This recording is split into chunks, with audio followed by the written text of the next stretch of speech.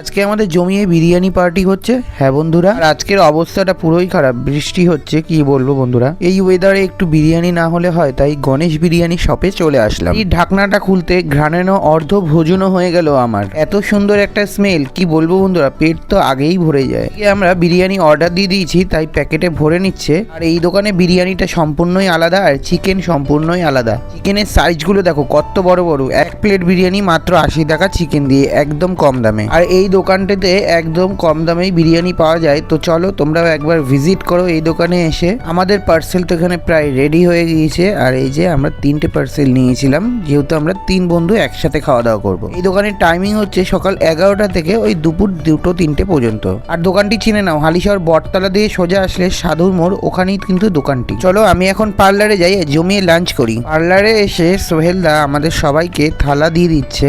এই ওয়েদারে যদি বিরিয়ানি হয় তাহলে তো কোনো কথাই হবে না, একদম জমে যায় ব্যাপারটি। আর এই যে প্যাকেটটা খুলছি, একদম সেই ব্যাপার হচ্ছে। আর পড়ে গেল, ঝরে গেল একদম সুন্দর করে, একদম সুন্দর রাইস। চিকেনটা দেখো কত বড় সুন্দর করে, চিকেনটি দিয়ে একটু রাইস নিলাম, স্যাট করে মুখে ঢুকিয়ে দিলাম। আর ব্যাপারটা কিন্তু একদম সেই হয়ে গেল বন্ধুরা। এমন বিরিয়ানি না হলে একদম চলেই না বন্ধুরা। আর আমার তো বিরিয়ানি অনেক প্রিয়। তো চলো আমি এখন বিরিয়ানি খাই। টেস্ট একদম বেস্ট। আর সোহেলদা কিন্তু এই দোকানটি আমাকে চিনিয়েছে, আর আমরা 3জনেই মিলে খাচ্ছি। হেভি টেস্ট বন্ধুরা, একবার তোমরা এই দোকানে এসে বিরিয়ানি খাও। অনেক বন্ধুরাই আছো, তোমরা আমাকে জিজ্ঞাসা করো কোন দোকানে বিরিয়ানি ভালো। কম টাকায় খেতে হলে এই দোকানে একদম আসো। সুন্দর, একদম ঘরোয়া, বেশি রিচও নয়, একদম ঘরোয়া বিরিয়ানি।